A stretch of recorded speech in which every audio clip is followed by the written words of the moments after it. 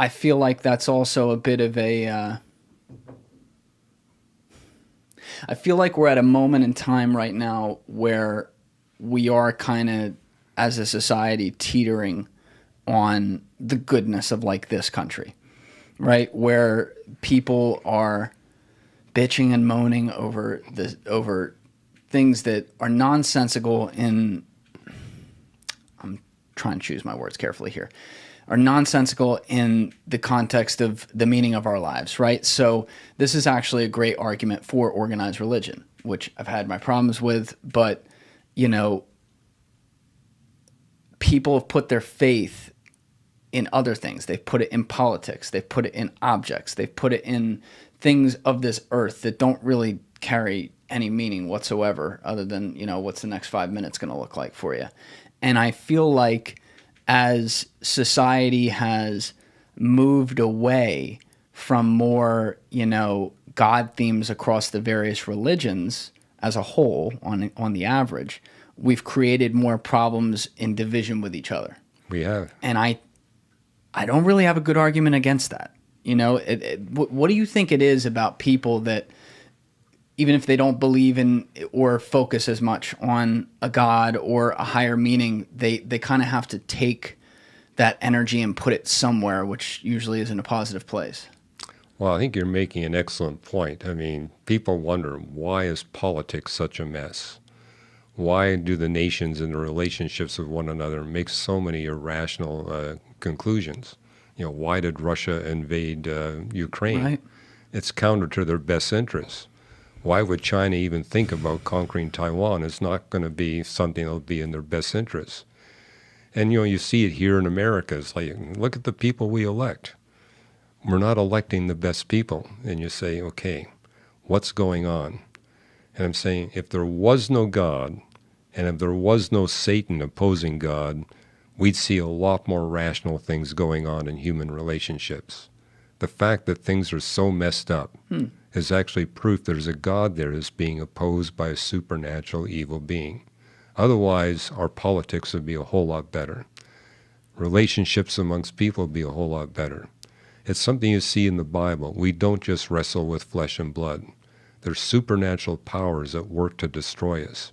And we see plenty of evidence of that. It's like, look at the way human history has played out over the thousands of years. It's been a mess. It wouldn't be like that if it was just us humans and nothing else. It does make me think, now that you put it that way, though. You just said it's always been a mess. I could actually come up with a little bit of a counterpoint to what I said that I just said a minute ago. I couldn't. But, like, have you ever seen the work of Dr. Steven Pinker at all? I know the name. Okay. Yeah. So he's a famous psychologist from Harvard, and his main career claim to fame, I guess, is writing from a statistical standpoint, and very black and white, just here's what I see, you know, taking a lot of emotion out of it, the advancement of humanity over time. And his argument that he is backed on with data is that on the average, we are almost always living at the best possible time in human history. When you measure it around the whole world, not just here. When you measure it across, like, basic things like sustenance, people being able to have shelter, et cetera, et cetera. And the big thing that's kind of caught in the middle of this that I think I often forget about, and a lot of people do, is the thing most of us are using all day, every day, which is the internet. And the internet is a beautiful tool in the sense that it can allow you to connect all over the world, but it also sucks in that it allows you to put all your opinions out at the click of a button. Right. And it gives us this very unreal from behind a keyboard element to inject ideas and attack other people's ideas that we otherwise would have no idea what they actually think or care. I think you must have been visiting my social media sites. I mean, I actually haven't, no. I get insulted hundreds of times a day from people who are atheists, from people who are believers. You're right. The social media platforms really encourage that. They bring out the worst in us. So, because people wouldn't say that to my face, but when they can hide, they just blast you. And it's horrifying, some of the things they say. Oh, don't read them. Yeah. Just, stay away from them. If they bother you, just stay away from them. But You know, because also people are just injecting from behind their keyboard a feeling to make them feel good, and it's their insecurities upon you, right? Even if maybe sometimes they have a point and their criticism's in a good place, they could deliver it a lot better. It's a great piece of evidence that human beings are not fundamentally good. So, I mean, what the Bible tells us, that we all fall short of the glory of God. It's right there on the internet. Right. Yeah. But on the greater point there, despite the internet kind of revealing our flaws, I think the thing Pinker would argue, and that I'm thinking right now, is that in a way we think things are a lot worse than they are because we have access to see all the bad at the click of a button anywhere in this country or in the world at any given moment. And so we tell ourselves, oh my God, this is horrible, this is horrible. And yet over time, we technically do improve as a species. So if we're leaving God during this time period or whatever, it would fly in the face of my argument a little bit if we are overall better as humanity. But long term, does that spiral, and we put that into, I'm talking about anything that's non-religious, right? And we put that into some of those things. Does that cause humanity to take an enormous step back at some point? It could, I guess. Well, what you do see in human history is that our wealth has been consistently increasing. Our health has been consistently increasing. Our technology is consistently increasing. But from a biblical perspective, that's exactly what you'd expect God to bring about in the human species, because his goal is to take the good news of salvation through Jesus Christ to all the people groups of the world. And he wants to do that relatively quickly. That requires health, wealth, and technology. Now, those are the good things we're seeing going on. It also poses a threat, because the more wealth and technology you have, the lower the birth rate. And we're actually seeing something in the 21st century that could bring about the collapse of the human species, in that, even here in the United States, the birth rate is already well below the replacement rate. We survive because of immigration. But if you look at places like South Korea, you're looking at 1 child per woman, which means they're only replacing half of their population. Now, there are people who work on, population statistics, basically saying the greater the wealth, the greater the health, the greater the technology, the lower the birth rate. If we don't see a drop in wealth and technology, we could see the end of the human species in just a few centuries. But I think God's giving us this wealth and technology so that the Christian message can be sent to all the people groups of the world. And notice, everywhere you go in the world, Christianity is thriving. That's never happened before in human history. It's now happening today. Wait, hold on. You think it's thriving everywhere, while also saying that some of these problems that we're causing, including in this country with birth rate, are happening in populations where people are largely, at least not totally at all, there's all different religions here, but there's a large population of like a Christian background contributing to that. Well, I'm saying what we're seeing for the first time in human history is throughout the world, we're now seeing a significant Christian population. I mean, it began with just the Roman Empire, and now it's spreading. In fact, the Christian community is growing fastest, not here in North America, not in Western Europe. It's in the third world. This is where you see the fastest growth of the Christian community. Why do you think that is? Well, I think it's because when you get a lot of wealth and technology and good health, you think you don't need God. So what I see, I've been to third world countries, and their hunger for God is way greater than anything I see here in the U.S. And, I think we have the problem. Life is good. And so we don't think we really have a need for religion, don't have a need for God. I see. And also, I think the fact is that in the wealthier parts of the world, most of the people live in big metropolitan cities. And when you do that, you're cut off from the book of nature. It's the book of nature that God designed to bring people into a relationship with him. I mean, you got multiple passages in the Bible. The heavens declare the glory of God. I've been in some big Asian cities. On a clear night, you can't see a single star. There's so much light and air pollution, the heavens aren't declaring anything. In fact, I remember engaging a student, and she says, "What's that in the sky?" I said, it's the moon. She had never seen the moon that low in the horizon. She's seen it overhead. Oh, shit. But she's been living in cities where if the moon is low on the horizon, you can't see it. There's just too much light and air pollution. So it's like Abraham could see 15,000 stars. Most people in the U.S. today are only able to see 30 or 40 stars. They can't see the Milky Way. There's too much light pollution. Also, they're cut off from the animals. It was the book of Job where he says, look to the birds, they'll teach you. Look to the beasts of the field, they'll instruct you. I'll take you outside, show you through a few pigeons out there. I don't know. There's a lot of birds around here. I think he's referring to the wild birds and the wild mammals. And I make it a point to take members of my family into parts of Canada where I know humans haven't been in decades, and you get to see how differently the animals behave. They want to be with you. Yeah. And so you see these wild animals, they just want to hang with you because they've never been abused by humans. They have no fear of humans. But hey, when you get into the big cities, yeah, we got animals, we got dogs and cats, but they're domesticated. People are cut off from seeing the testimony of the wild birds and the wild mammals and how God designed them to serve and please a higher species. There's a message there. If these animals were designed to serve and please and relate to a higher species, what about us human beings? Aren't we designed to serve and please and relate to a higher species? And don't you notice that when we abuse these animals, they run away from us? Yes. Likewise, our sin causes us to run away from God or to pretend he doesn't exist.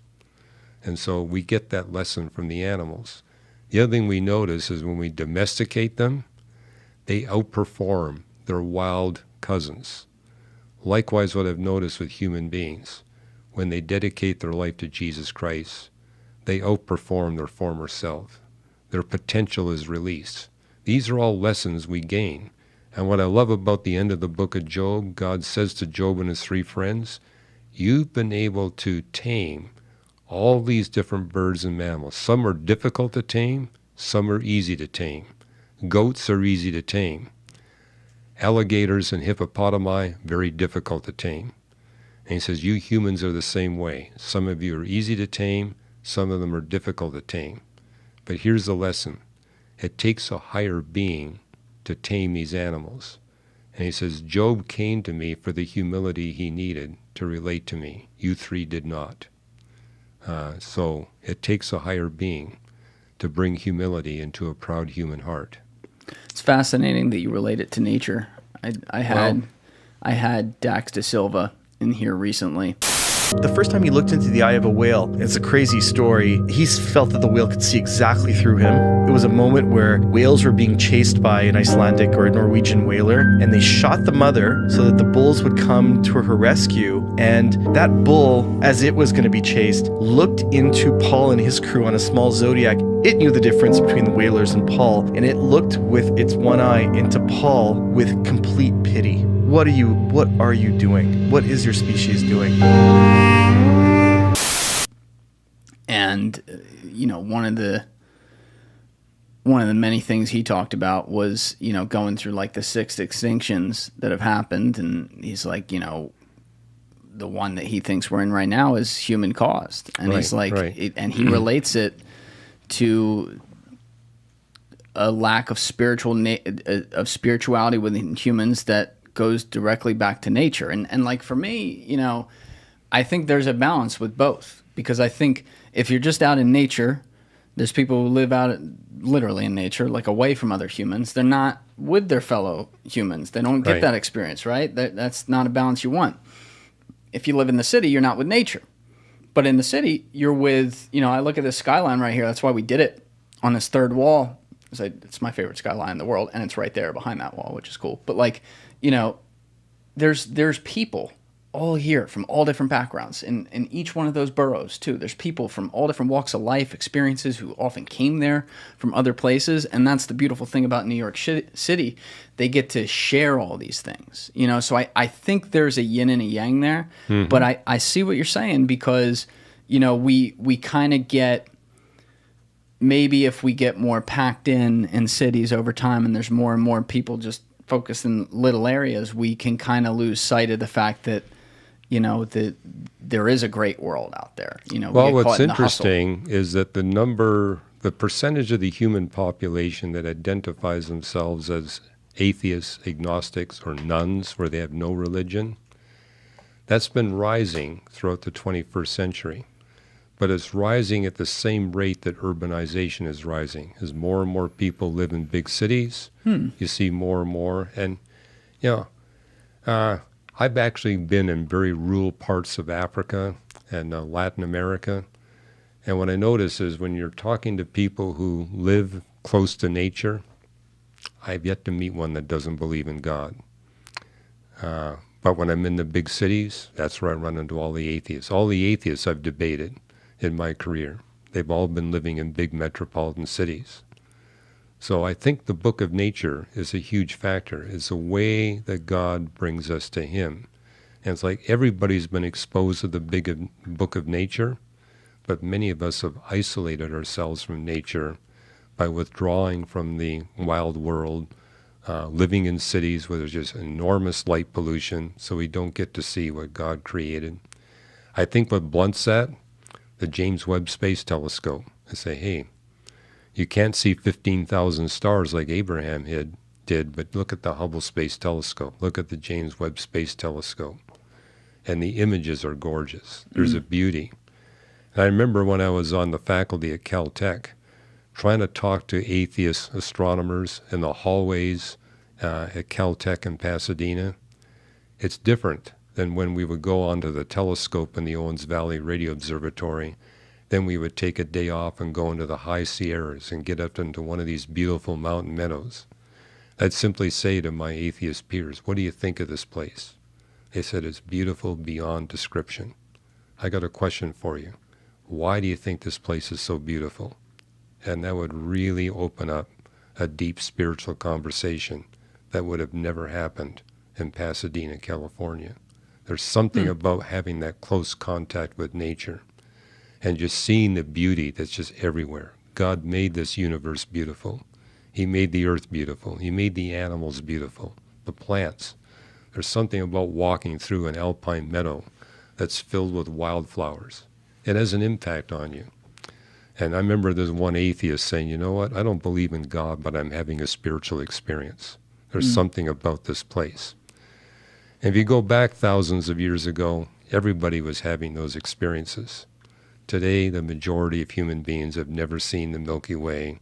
They've only seen a few dozen stars, and they have no contact with these wild birds and wild mammals.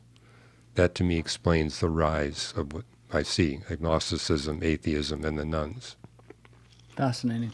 Well, if I dig into that, I'm never going to get to some of the other stuff we want to talk about. Okay. So I will leave that there because you keep on creating an open loop and I keep going down it. But we had hinted at the beginning, you looking at, and it's come up in some of the conversations, you looking at the concepts of like the size of the universe and extraterrestrial life and how that could equate with even some of the things you believe in the Bible. I know one of the things you have said on camera earlier in the conversation had to do with the fact that the Bible said that, Jesus was sent here one place, one time, one man, something like that, for all. So the for all could signify that there's other species that exist in other places.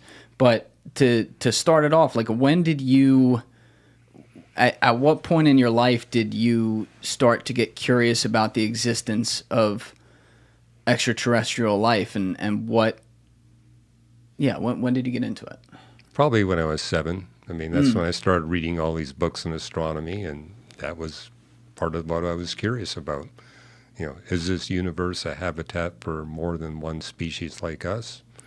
And what about all these, I remember as when I was a child, there was a big debate. Is the sun the only star that's got planets orbiting it? I mean, that wasn't settled. Now we know that virtually every star's got planets orbiting it.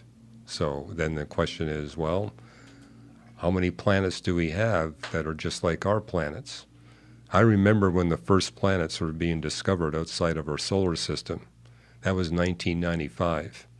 And they were saying, we're going to find hundreds of planets just like the planets in our solar system, and many just like planet Earth. Well, here we are in 2023. We have discovered over 5,000 planets outside of our solar system.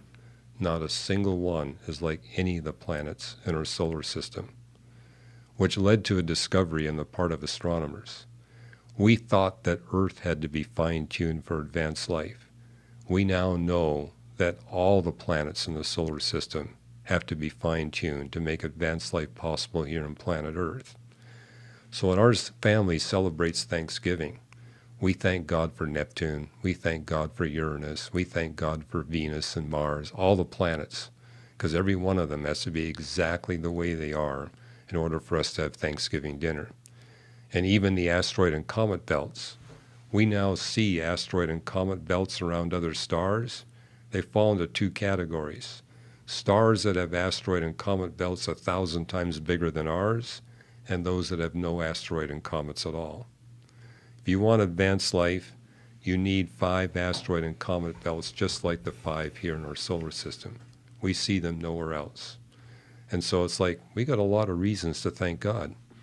Not just our moon, not just our Earth, not just our sun, but literally everything plays a role in making our existence possible in this universe. But to go back to the beginning of what we were getting at, like, did you, as a child, did you subscribe to, like, oh, UFOs come here and visit us? Or were you just totally unsure? I didn't get into UFOs. I was basically interested in the stuff that we could see and measure, the stars, the galaxies. But when I was 16, I was the director of observations for the Astronomical Society in Vancouver, British Columbia. And I remember telling all the other members, we need to have a booth at the Pacific National Exhibition. And said, hey, we can get all these people visiting our booth to help grind our mirrors. So we get a lot of free labor. Let them grind our mirrors for us. But they put us right next to the Flying Saucer Club. So people would visit the Flying Saucer Club, then they come over and say, hey, what do you think? And I'd say, well, what you saw was not a flying saucer. It was the planet Venus, or it was the Pleiades, or you saw, a fireball go through the atmosphere. And so I was able to explain about 99% of what people thought was a UFO. But there was 1% that didn't fall into the category of a natural explanation, secret military activity, or a hoax. And this Can you explain that 1% and what that is? I can now. At that time I couldn't, mainly because I wasn't a follower of Jesus Christ yet. But when I became a Christian, I realized it's not just physical reality, there's non-physical reality. The angelic realm is real, but not physical. So you believe that any quote-unquote UFOs are angel and demon related? Well, what I first discovered is these UFO phenomena, the 1%, not the 99%, they clearly violate the laws of physics. They're observed going through the atmosphere at thousands of miles per hour, yet there's no sonic boom. There's no heat friction trail behind the, quote, craft. And there's 2,000 cases where they're documented as a crashing into the Earth. You go to the crash site, you see a shallow crater. If there's snow, the snow is melted. If there's vegetation, the vegetation is damaged. But when you go around the crater site, there's no artifacts, there's no debris. It's like when an airplane crashes into the Earth, there's lots of debris to recover. With a UFO, there's nothing. But the fact that you got a crater, the fact that you got melted snow and damaged vegetation, something real must have done that. And yet they violate the laws of physics. And I'm not alone. There's 6 physicists besides myself that have spent at least a decade studying the UFO phenomena. They all agree with the one who's put the most research into it. That's Jacques Vallee. He's a French astrophysicist. Yes. He's friends with our guy, James Fox. Yes. Well, he basically says we're dealing with something interdimensional. Yes. It's something that's not constrained by the dimensions of the universe. You mention angels, they would be a possible explanation because they're interdimensional beings. So that's a possibility. The other thing I noticed is that it was Alan Hynek, the American astrophysicist in the 60s, that came up with the term close encounters. Yeah. Because he made the point, it's the close encounters that are difficult to explain. And that's where you come within 500 feet of the UFO phenomena. That's there's there's three kinds, right? Yeah, first kind, you come within less than 500 feet of the phenomena. Second kind is where there's communication going on. Yes. So he says, we're dealing with beings. These are interdimensional beings because there's communication going on. And then Jacques Vallee and others have made the point, we're dealing with something that is not benevolent. Because when people have these close encounters, it's always harmful. The best you're going to come away with is recurring, terrifying nightmares. Worst case scenario, you get killed by the phenomena, or your animals get killed or injured. Harmful Harmful to the just human. after? Harmful to the human contactee. Yeah, but during? During or after. So there are a lot of supposed sightings where it's not during, and I could Yes, think that of some does where it's happen. not Yes. like, are you familiar with the '94 Zimbabwe? Yeah, well, I mean, as I mentioned, often there's nothing happening at the moment, but they wind up having these nightmares that recur. I mean, that's very commonly reported amongst the 1%. But so those children, for people who aren't familiar with that case, we discussed it in episode 138 with James Fox. But those children were part of like an international school in Zimbabwe. They were playing on like the edge of the school grounds, and they reported these beings who were the size of them, who were friendly, and were observing them, and were communicating with them telepathically. And I believe what the message that they were sending to the children was that you humans need to be careful with your technology. I'm paraphrasing here. You need to be careful with your Right. technology because you could destroy yourself. And then if you look at James's other big case that he actually just made a documentary on, Moment of Contact, which we did another podcast, number 139, specifically on that. In that case, one of the sightings was the message was, you humans have no idea what your potential is. And so I point these out because neither of these are negative things. Neither of these are satanic things to say to somebody, right? And so doesn't that put a little bit of a hole in that argument that it's always negative? Well, for example, this is not a new phenomenon. It's been going on for thousands of years. And so, like, you've got the Irish talking about leprechauns. I mean, they appear in different forms. What I find interesting is that with the UFO phenomena, it was slow-moving dirigibles in the atmosphere 100 years ago. World War II, it was the Foo Fighters moving at the speed of sound. Today, they're moving at 25,000 miles per hour. They seem to be keeping pace with our aircraft technology. And they keep changing their story. 100 years ago, they said we're from the backside of the moon. When the lay public became aware that's not credible, they said, well, we're from Venus. When people became aware of how warm it is on the surface of Venus, they said we're from Mars. Now they're saying they're from another planetary system. So the fact that we see the stories changing and the way... When did they say, just brush up my history a little bit, when did they say Venus and Mars? Like, when are some of those sightings? Are those, I assume, pre-World War II? That's pre-World War II. Yeah, and after World War II, they were saying Mars, but when you get to They did? Yeah, but when you get to the 60s and 70s, they were saying, no, we're from a planetary system. I mean, I believe you, but I mean, not that I know all these cases at all. I definitely don't. I just wasn't familiar with cases since World War II where there was being saying where they were from. Well, again, you'll find phenomena, and this, if you go back 1,000 years, that wasn't happening at all, mainly because people weren't interested in aerial phenomena. They had no experience of aerial phenomena. So only when humans were engaged in aerial phenomena do we see UFOs. So they're basically trying to manifest themselves. As I said, 100 years ago, dirigibles. World War II, Foo Fighters. Now they're moving as fast as our fastest spacecraft. What are dirigibles? Oh, that would be, like the Goodyear blimp. Oh, So, that's a new word for me. I didn't know Okay. that one. No, Okay. So they were moving. That's kind of slow, no? that was slow, yeah. But I mean, it's the first aerial phenomena that humans are really familiar with. Yeah, because you also don't really have anything to compare it to. Yeah. Which also could be a problem, because then it's like, well, are you just seeing that, or is your mind seeing what it's already seen once before, which goes into those 99% Right. of cases you talk about. Like, I think, are there people out there who have to be just straight up lying? Yes. Like stories that come out. A lot of that. I Yes. mean, I have to deal with people telling me stories all the time. It's like, okay, you didn't really have this experience. I think some of them, though, aren't lying, though, but they didn't see what they think they saw. I think they truly true. believe they saw what they saw. I place a difference there.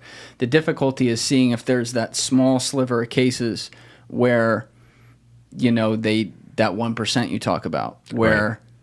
they really did see something and it's inexplicable. But you're getting at the angel demon thing. Well, one thing that I find interesting is that you got a number of cases where the human contactee goes into a trance and they begin to compose on a computer or a typewriter.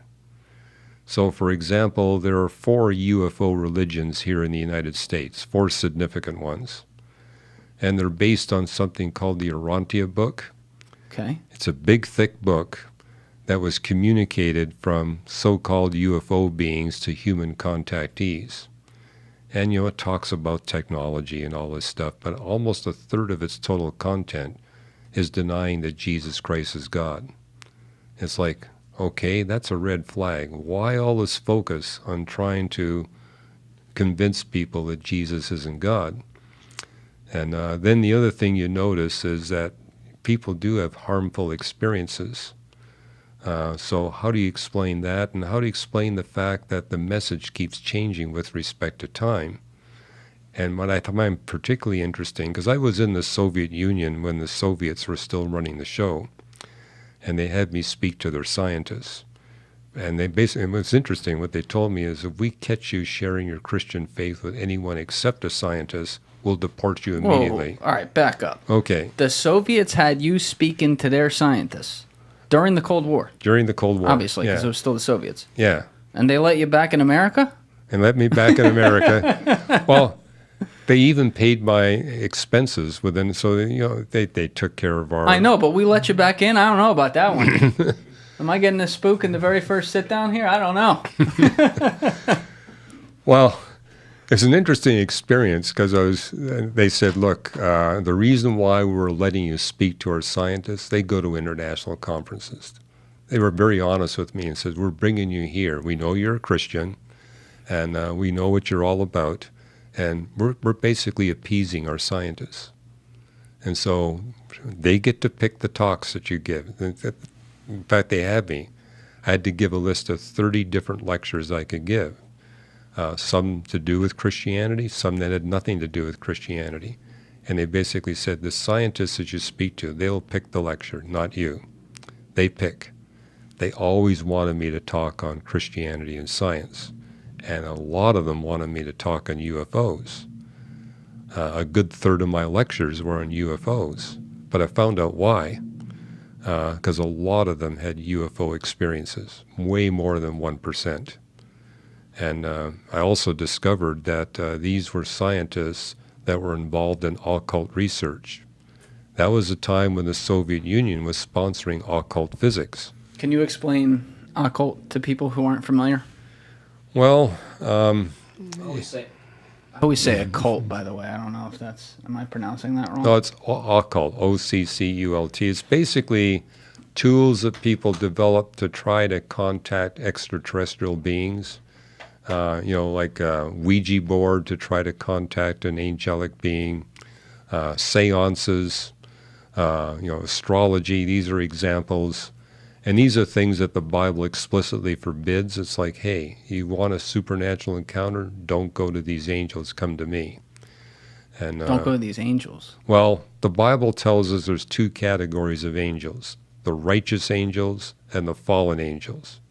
And the Bible warns us the fallen angels are out to harm you. They're out to deceive you. How'd they fall? Well, they rebelled against God, just like Adam and Eve rebelled against God. So they're not humans. They're not humans. They're But- angels. They're angels, so they're supernatural, and they're supposed to emanate from a place, allegedly, where none of this... You said it way better than I'll say it earlier, but like none of these laws apply. None of these... We don't have to be in families and stuff like that. So how could they fall? I don't understand. Like, aren't they above falling? Well, they fell spiritually. We're not talking a physical fall, a spiritual fall. Yeah, I know. Where they I know. said, hey, we know God created us, but we don't want to submit to him anymore. It was Satan who said, I want to be like the Most High. I want to be the one in charge. And so he rebelled against God, and it tells us that he led a third of the angels in rebellion with him. And so they're in a battle with God and the righteous angels. But their target is to deceive as many human beings as possible. And their strategy is, we're going to offer humans power in return for truth. We're going to take truth away from them, but we're going to give them power. He says these humans, they're suckers for power. They all want power. And so that's kind of their strategy. And that's why they appear in these forms saying, hey, we can give you advanced technology. We can help you with your problems. But you do pay a price. There is deception. So why would... Surprised this didn't come up earlier, but like, why would God create supernatural angels under, I guess, similar constraints, or at least on the same wavelength type constraints as he does humans, where they have the will to not be an angel anymore? Do we have a good explanation for that? Well, we talked about this earlier. He created us human beings with strong free will so that strong love would be possible. God wanted strong love relationships with his creation. He had the same goal for the angels. He wants strong love relationships with the angels, which means he granted them strong free will. And he knew ahead of time some of them would use their free will to rebel against him. But it's like, hey, I want strong love. I'm willing to have this happen, where some choose not to relate to me. He gives the angels the same choice he gives to us human beings. We can spend eternity with him or eternity without him. So do you think that... I'm trying to put together everything you're saying, so correct me if I'm making some of the wrong leaps here. But you're referring to the fact that there seems to be an overwhelming negativity as a result of these quote-unquote events that happen, which is alluding to the fact that they're fallen angels who are doing this, not angels. So you don't think angels have ever, if this is the case, been responsible for the phenomenon as we know it? Like there's never been a sighting where, you walk by and there's a giant crater or something and something was there and you can't find anything and it was actually an angel as opposed to a fallen angel. Well, the distinction is righteous angels versus fallen angels. And we see in the book of Hebrews a statement referring to Christians. Many of you have entertained the righteous angels unawares. And so God will allow the righteous angels to momentarily assist Christians in their ministries. And you see that in the book of Acts, where an angel opens the jail for Peter, and Peter walks out, and the angel disappears. And it says, many of you have had these experiences that didn't even notice it because it was so momentary. But here we're talking about the fallen angels, the angels that are in opposition to God. And I think what is significant, and I saw this when I was in Russia, is where you see people deeply involved in the occult and trying to gain these supernatural powers, that's where you see a very high incidence of UFO events. So, and you even see that here in America. There's certain states where we see a higher rate of experiences of UFOs than you do in other states. But it's proportional to the percentage of the population that's involved in the occult. And the Bible tells us these evil angels, they need permission.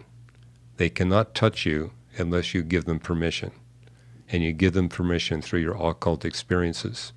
So the book we wrote, Lights in the Sky and Little Green Men, we say it's a scientifically testable explanation of UFOs. Get rid of all the occult in your life, that'll be the end of your UFO experiences. Begin to pursue the occult, don't be surprised if it happens. And notice how frequently the UFO phenomena repeats. So it's like certain individuals have repeated UFO encounters, but these are the individuals that are very much into the occult. Take that out of your life. And again, I'm not alone. These physicists who've devoted 10 years plus to studying the phenomena, they draw the same conclusions. They say, we're not sure. Who are those physicists? Well, people like Jacques Vallee. Yeah, you mentioned him. But and I forget the 5 others are in our book. But we quote them too in what they write. They say, well, we're not exactly sure who's responsible for this UFO phenomena, but whatever it is, it's a one-to-one correspondence to demonology. So they say whatever's behind the demonic phenomena is also behind the UFO phenomena. And these are people who are not Christians. They're not even believers in God at all, but they say we can't deny this one-to-one correspondence. I mean, you said one of the names of your book is like The Little Green Men or something Lights like that? in the Sky and Little Green Men. Yeah, so how do you explain, are like the little green men little devil angels, or? Well, I'm making the point that if you go back deep in history, thousands of years ago, they're not appearing as unidentified flying objects. They're typically appearing as little creatures. Again, a good explanation is the leprechauns or the fairies that people were experiencing. Again, they're adapting to our technology and our culture. And so until the invention of the aircraft, until they had these blimps in the sky, they weren't appearing that way. Right. How do you explain some of the nuclear encounters, though? And for a little background on that, that's another thing that I discussed a lot with James Fox when he was in here. But, James is like, I'm not sure there's a better historian of the post-World War II phenomenon than James. I mean, his movie, The Phenomenon, I may be a little biased, but I think it's probably the best UFO documentary ever made. It goes through that history as beautifully as anything I've ever seen. But there are so many sightings that occurred, not just in the United States, but around the world, in Russia, where you talked about the occult and stuff like that, that involve nuclear bases and military personnel. And they will watch their nuclear triggers get fucked with, and things will change. They'll either turn on or turn off. And they've discussed how it's like, I think, what was the guy's name, Alessi? The old guy who took Bob, it was the intro to 138. I probably already played it in this episode. But Bob Salas, that's it.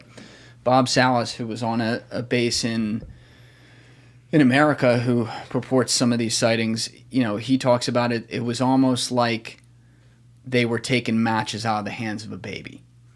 Because in the post-World War II world, after we reached the nuke and used it twice on Japan, which was definitely excessive, but that's neither here nor there, it's almost like that unlocked this thing where humanity could destroy itself, which is a real biblical type idea, by the way. But these beings start appearing on these bases to take away, to tell us they're stopping our ability to do that.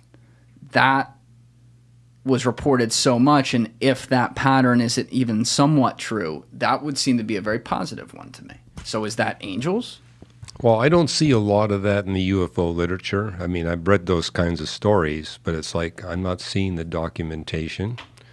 What they do document is that the most common appearance of a UFO is 3 a.m. in the morning on lonely country roads, which I find fascinating because guess what? That's where our telescopes are.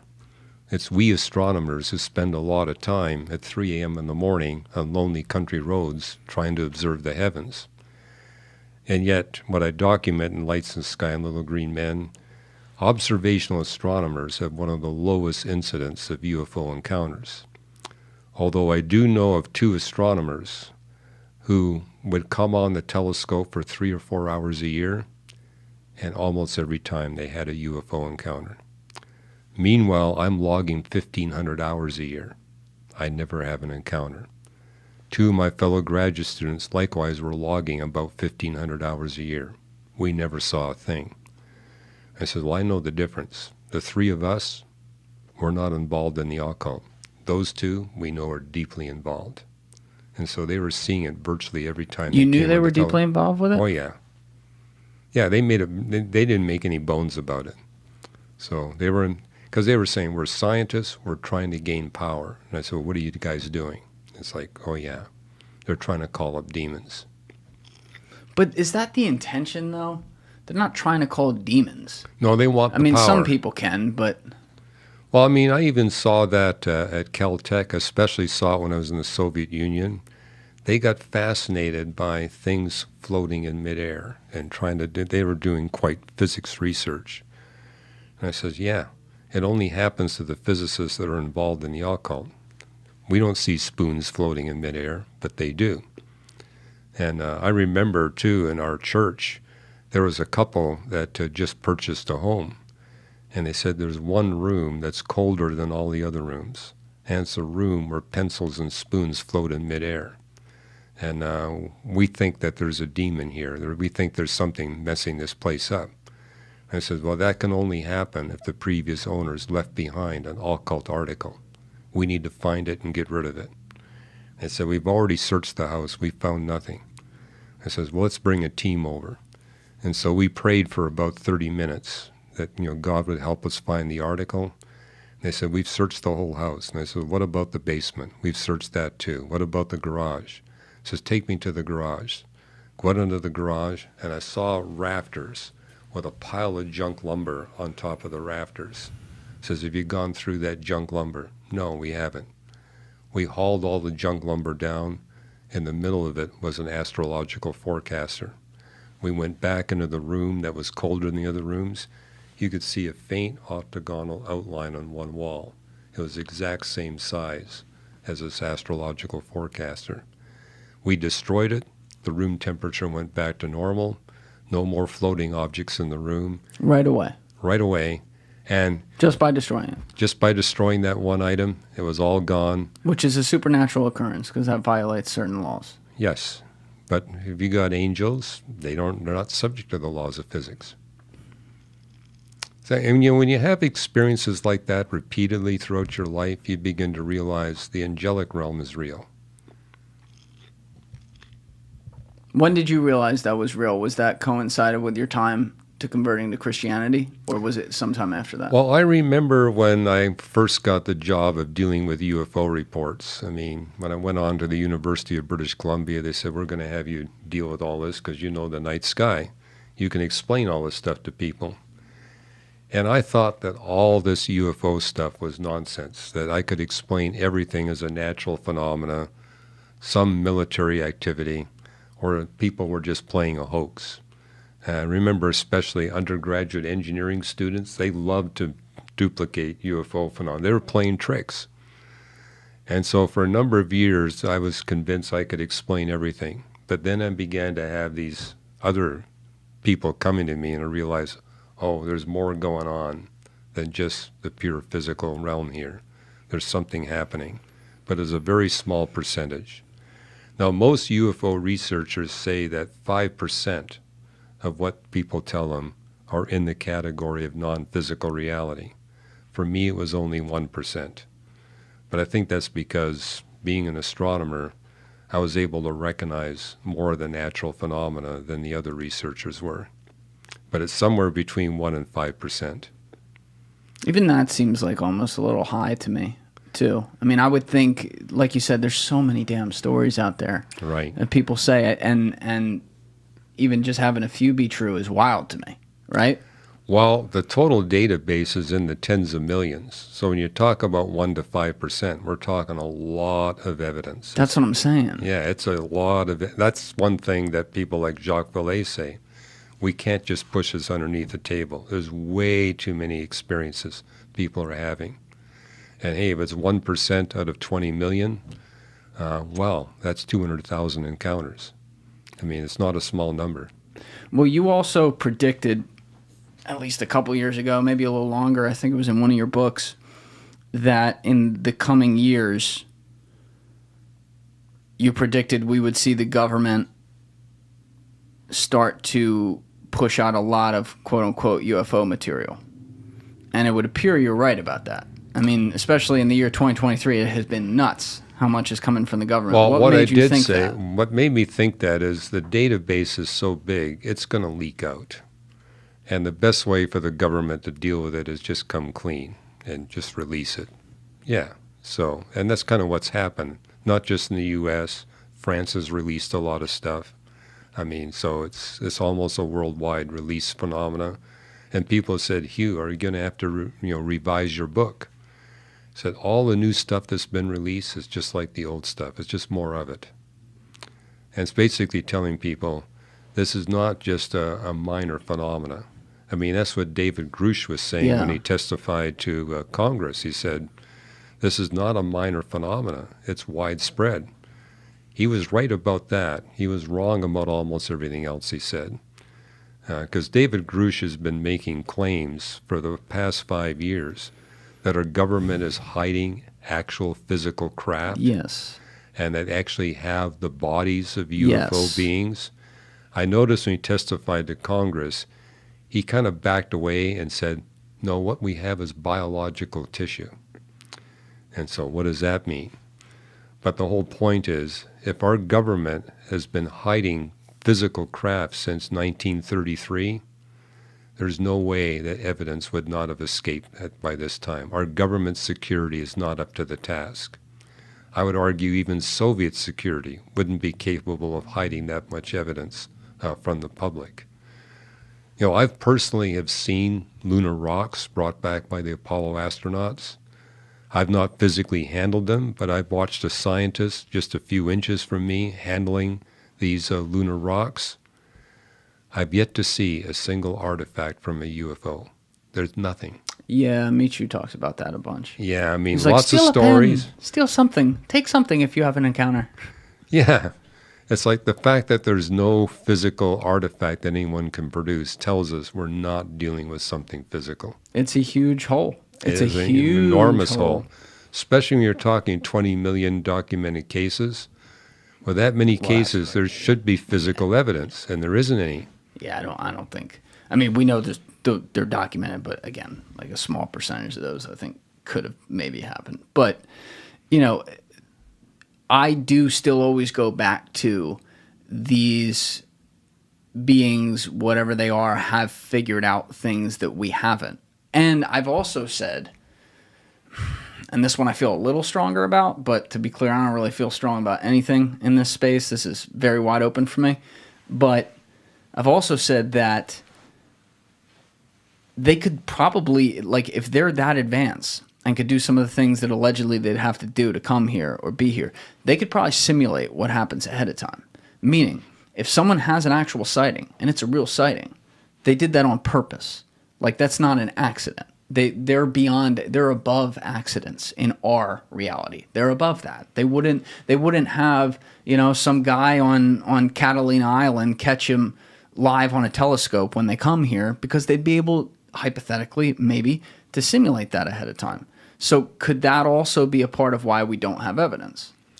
Well, when I heard David Grusch's testimony, it's like he was claiming that these are, you know, physical beings from another planetary system, bringing high technology, making the claim that ancient civilizations benefit from the high technology of these beings. We already know that it's not possible to send a large spacecraft across interstellar space. One reason we know that is astronomers are actually seriously considering sending spaceships to the nearest planet outside of our solar system. It's 4.2 light years away. And therefore they're saying, okay, let's just make a fast trip, say at 1/10 or 1/5 the velocity of light, and get there and find out what's going on that planet. Well, they quickly figured out there's stuff between here and the nearest star. There's particles, there's protons, there's electrons, there's helium nuclei, there's dust. And so they quickly figured out the biggest spaceship that has any hope of getting there is 10 centimeters across. Anything bigger than that will be destroyed, because the bigger the cross-section, the more damage you get. And the faster you go, the more damage you experience. And so astronomers are actually proposing, let's send 1,000 tiny spaceships to the nearest planet outside of our solar system at 1/10 the velocity of light, knowing full well that over half the spaceships will be completely destroyed, and the other half will be partly destroyed. But they'll be destroyed in different ways, and we should be able to get back some useful information. Well, what that tells us is not even a termite is going to be able to go through interstellar space.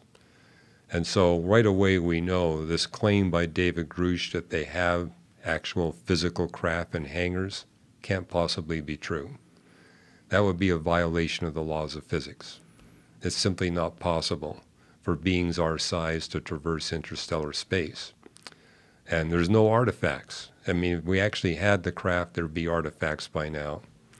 And I do think that he was making an interesting point where he said, I believe that our government is hiding technology because these extraterrestrials have figured out how to get around the law of gravity.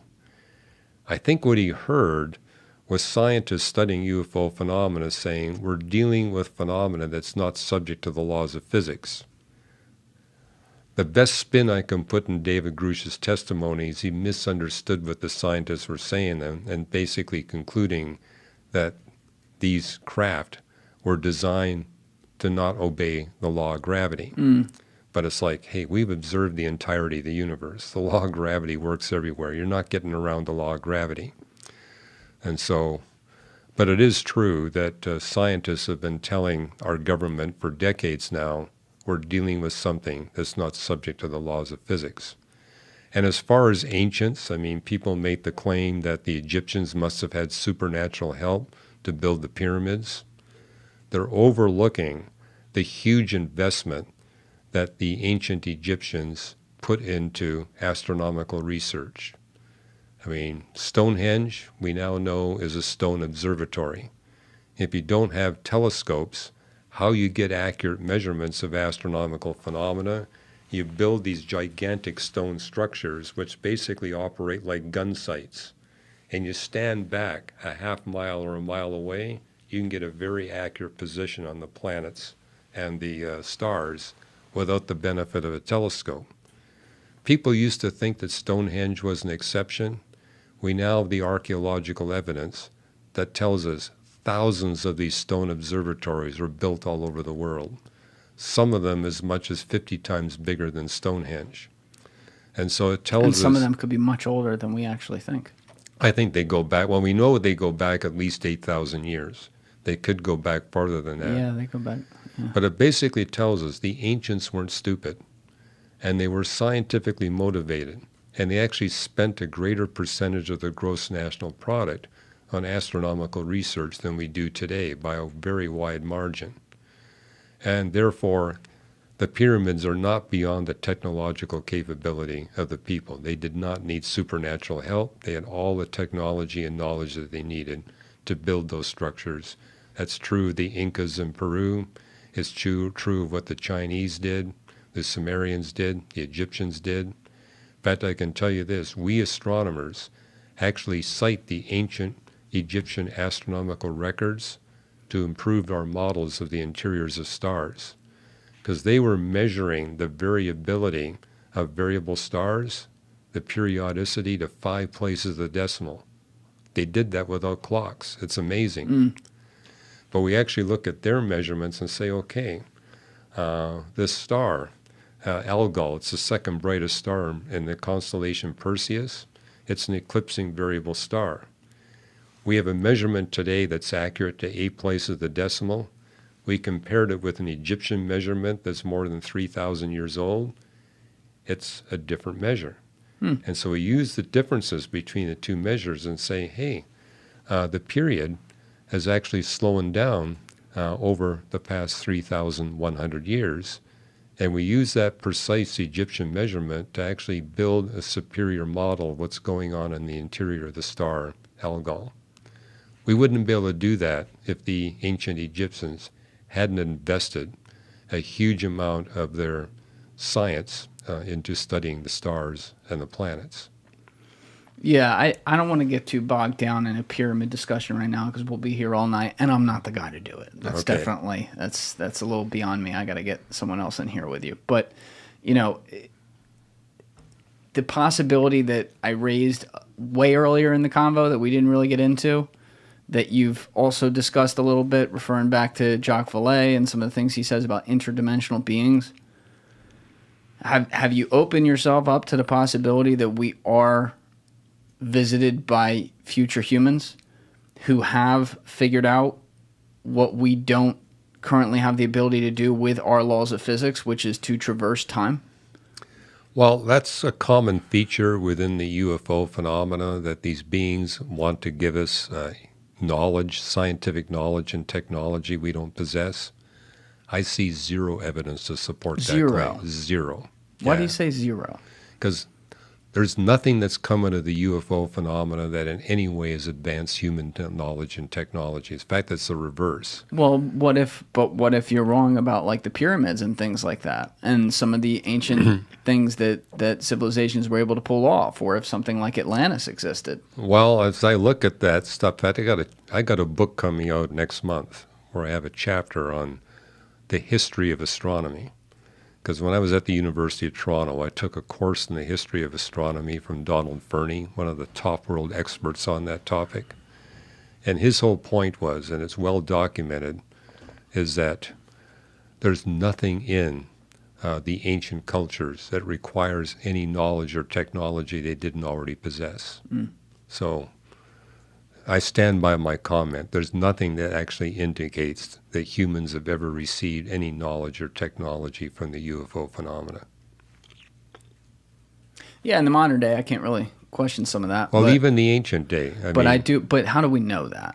Because now we're getting impossible. Now we're talking. No, we do know that in the sense that we understand the degree they invested in astronomy, the measurements they were able to pull off, because it's in their records. I mean, we have the ancient Egyptian records, for example, of their measurements. Mm-hmm. And we know how they achieved those measurements with these stone observatories and other means.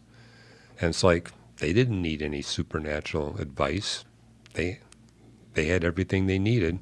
And hey, if you got 100,000 slaves working for you for a 70-year period, you can pull off some rather amazing construction projects. I think what impressed people, though, is that the way the pyramids were aligned, they're aligned to within 1/30th of a moon diameter. Yes. And people said that's beyond their technology. We now know that's not true. Why do we know that's not true? They had the observatories to be able to make those kinds of precise measurements. And but why do they appear all over the world in other places that didn't have necessarily contact with each other? How do you explain that? Well, I think everybody is interested in the heavens. The heavens declare the glory of God. People everywhere are fast. I mean, I noticed that. I put up my telescope in the front yard of our home, and children everywhere run to look through the telescope. Right, but they all build something that looks similar. Like the way they build buildings even in the world now where everyone's connected. They'll build buildings differently in a city in Europe than they will here. Sometimes they build something the same. Well, what I find but interesting is these stone observatories, they're very similar to one another with people that are not connected to one another. Also very creepy. I don't think it's creepy at all. They had a motivation to be able to measure the movements of the planets and the positions of the stars to high precision. And it's easy. I mean, you got to build a stone observatory of a certain size and feature in order to pull off measurements of that precision. And people were doing it all over the world. And you say, they're reinventing the wheel, but it's pretty clear. You're going to need some kind of a gun sight to pull that off, and you're going to need really big stones to make it work. No doubt. Well, listen, Doc, we just did like 3 hours. We did? Yeah, this okay. I told you it would go by very fast. But this has been there's a lot to think about in this conversation. There's going to be a lot of people who disagree with everything you say. There's going to be a lot of people who disagree with some of it, and there's going to be a lot of people who agree with a lot of it. But I like conversations like that, and I really appreciate as I was saying earlier, I really, really appreciate how you go about this. You have a very kind and gentle way of doing it, and you do seem like the kind of person who exhibits a lot of the qualities as a human being that we should all strive for. So I appreciate that about you. Well, thank you. And my goal is just to get people to think. So hopefully good. We gave people a lot of things to think about. We definitely did that. So okay. Thank you for coming out here from California. And everybody else, you know what it is. Give it a thought. Get back to me. Peace. Thank you for watching this video, everybody. If you haven't already, please smash that subscribe button, hit that like button on the video, and I will see you for the next episode. In the meantime, here's another one that you might like, linked right here.